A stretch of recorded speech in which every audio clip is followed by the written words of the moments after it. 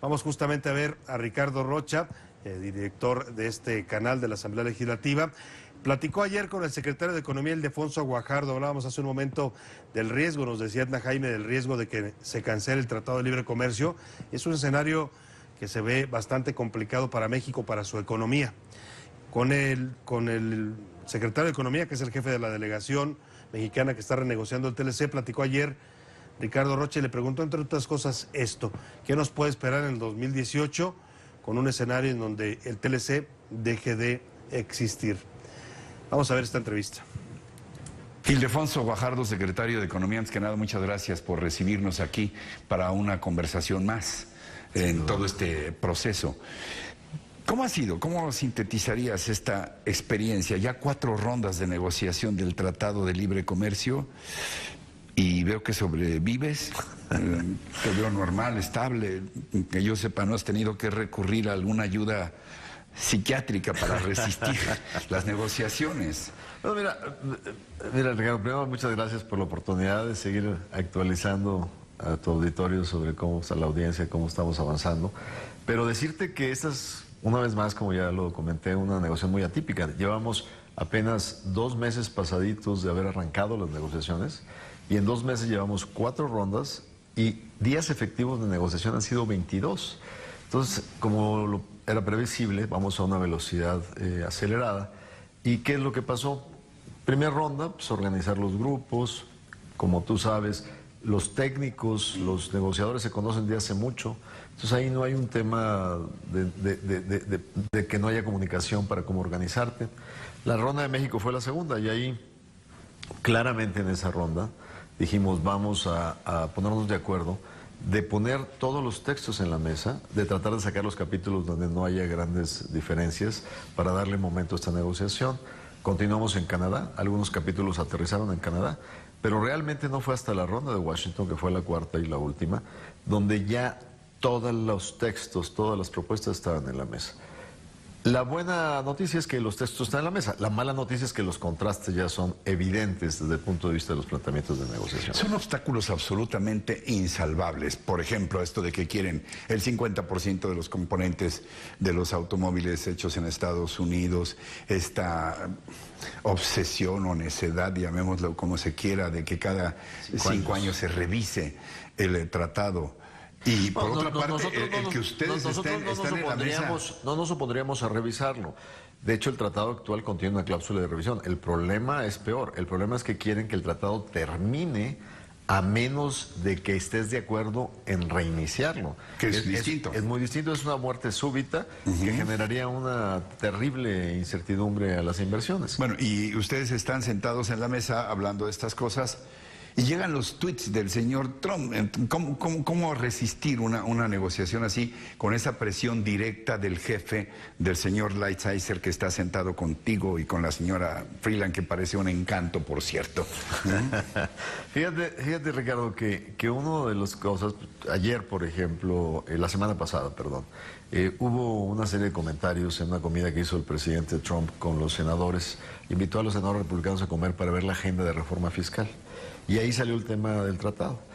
Y frente a 51 senadores dice el señor, no se preocupen, o sea, confíen en mí, yo estoy manejando esto bien y va a resultar bien. Es más, a lo mejor hasta notifico que me voy a salir solo para presionar la negociación. A ver, ¿cómo interpretas eso? ¿El señor cree que una reunión con 51 senadores es una reunión privada que no se va a filtrar? ¿Sabe que se va a filtrar y manda el mensaje que va a utilizar esto como estrategia de negociación? Pues parecería no entenderse en ninguno de los sentidos, porque entonces ya no está diciendo que su vale es de salva. O sea, va a ser una presión para negociar, a menos de que efectivamente esté considerando que si no obtiene lo que quiere en esa presión, se va a salir. Finalmente está acudiendo a sus principios, a los que él estableció en su libro, El arte de la negociación. Primero presiona y luego negocia. No, pero además hay una cosa muy, pues un poquito... pues violenta en sus estrategias, donde dice, cuando me voy a sentar en una mesa de negociación, si me doy cuenta que mi contraparte es débil, lo hago pedazos. Sí.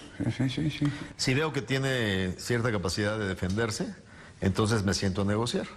Bueno, pues ya nos está diciendo un poco que esto hay que entrarle con mucha entereza y con opciones claras de alternativas, porque México no puede estar en esta mesa a expensas de qué es lo que nos están exigiendo, ¿no? ¿Tú ya te has resignado a un plan B, a que si esto revienta por alguna razón, México tenga un plan alternativo efectivamente? ¿O vamos a poner inteligencia, cerebro, frialdad hasta donde sea posible?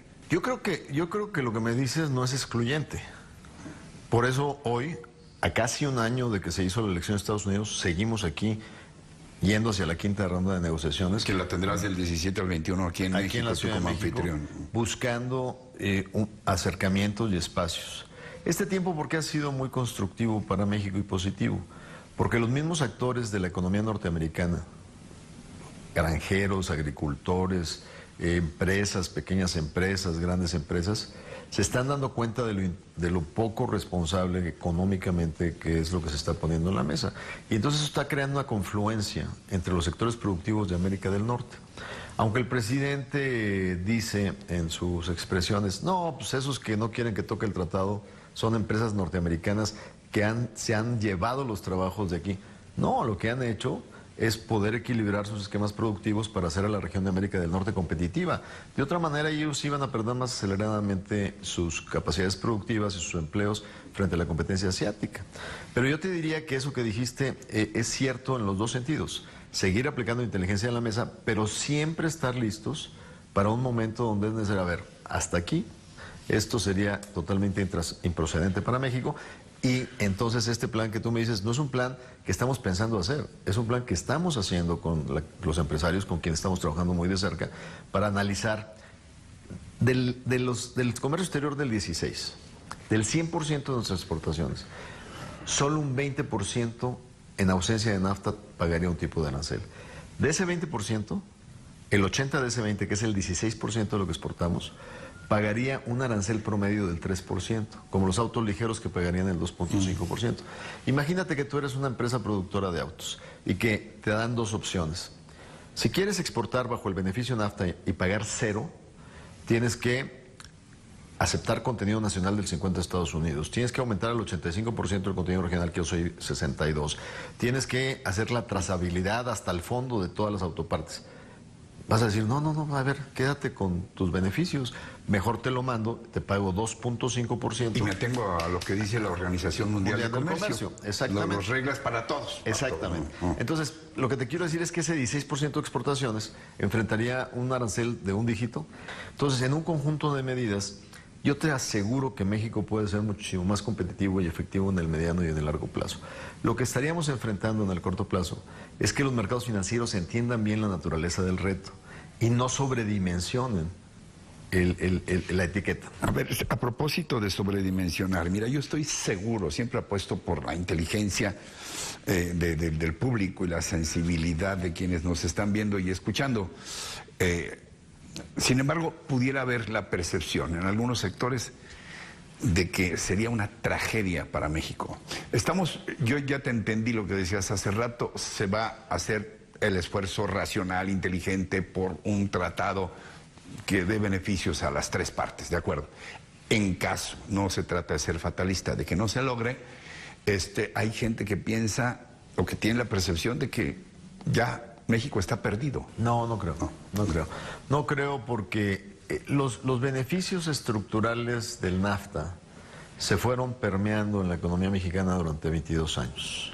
Somos un país que hoy estamos posicionados como un centro de competitividad, de logística, de integración de valor a nivel internacional. Además estamos, ¿qué? 12, 14 de las economías por ahí. Dependiendo cómo la midas, entre el 12 y el 15. El 15, entre el 12 y de el las 15. economías más importantes. Pero lo más importante es que también entender algo muy sencillo, que es el valor del tratado cuando arrancó en el 94 era uno y hoy es otro.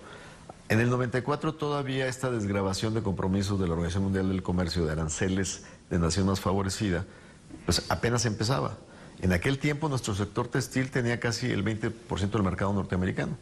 Como los aranceles MFN, que le llamamos de nación más favorecida, empiezan a bajar, pues ¿qué es lo que pasa con los textiles de Vietnam y los textiles de China? Nos comen la mitad del mercado en Estados Unidos porque van bajando también para ellos, no por un tratado, sino por las normas internacionales. Entonces, y conforme fue avanzando, Estados Unidos hizo acuerdos con Colombia, con Perú, con otros países en el mundo. Entonces, lo que era para nosotros antes un mercado exclusivo prácticamente para nosotros, empieza a reducirse. Y otro tema importante, alinearnos a un mercado que es muy atractivo, hay que reconocerlo porque es el mercado más grande del mundo, también implica costos. Por ejemplo, nosotros nos tenemos que alinear integralmente al mercado del acero. Pero el acero en América del Norte es de los aceros más caros del mundo. Entonces nuestra economía también pierde competitividad. Entonces, si de repente vas a tener que empezar a nadar sin tratado, puedes convertirte en una economía altamente competitiva. Realmente, el riesgo que tienes que evitar es que seamos empujados ante la ausencia del tratado a regresarnos al pasado de la política comercial. Que de repente empezamos a decir, no, vamos a cerrarnos y mejor que el mercado interno sea solo para nosotros. Entender los matices entre el negro y el blanco, no, o sea, lo que tenemos que ser muy fuertes y muy convencidos, en lugar de irnos hacia atrás y dejar de apostar a un mundo eficientemente integrado, tenemos que apostar hacia adelante. Y tenemos que demostrar que podemos ser muchísimo más efectivos y más competitivos en ese sentido. ¿Qué le dirías finalmente, secretario, a quienes nos están viendo y escuchando y que se han planteado si vamos a seguir negociando con inteligencia, con sensatez, con argumentos sólidos, pero también con dignidad, este tratado de libre comercio, la expectativa de la próxima ronda? ¿Qué le dirías a quienes nos están viendo y escuchando y que tengan alguna duda sobre si México negociará con esta dignidad histórica este tratado? No solo porque esa es la convicción del jefe del Ejecutivo mexicano, que es el presidente de la República, y esa ha sido su instrucción. Esta negociación claramente la definió el señor presidente desde su discurso al fin del mes de enero.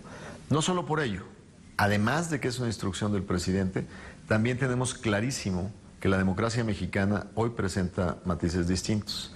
Hoy, una negociación tiene que ser en el mejor beneficio del país, si no, no tendría posibilidades de ser aprobada por el Senado de la República, donde el partido del presidente no tiene mayoría. Por cierto, ¿te preocupa que la discusión, la negociación del tratado se vaya hasta el 2018, primer trimestre y a lo mejor segundo trimestre? Fíjate con lo que implica ahora que estuvimos en Washington había expectativas en los mercados de que a lo mejor esa cuarta iba a ser una de crisis y pues el peso se movió un poco. Pero por otra parte te diría que ahí mismo leyó Robert Lighthizer, el norteamericano, un comunicado conjunto donde ya estamos programando reuniones a diciembre, enero y entrado el primer trimestre del próximo año. Eso mandó un mensaje al mercado de que pues, ahí va la bola rodando, pero claramente aquí en México la primera pregunta que me hicieron fue, oiga, pues se les va a mezclar con las elecciones y ya va a haber que precandidatos. Bueno, para unos será una bandera, para otros un tiro al blanco. Pero sería una gran oportunidad para que los precandidatos, cualquiera que pretenda dirigir este país en los próximos 6 años, debe de dar la cara para definir cuál es su posición frente a la relación México-Estados Unidos. Yo creo que eso nos va a enriquecer a todos los mexicanos, saber cómo los candidatos o precandidatos piensan sobre el futuro de esta relación. Secretario, gracias.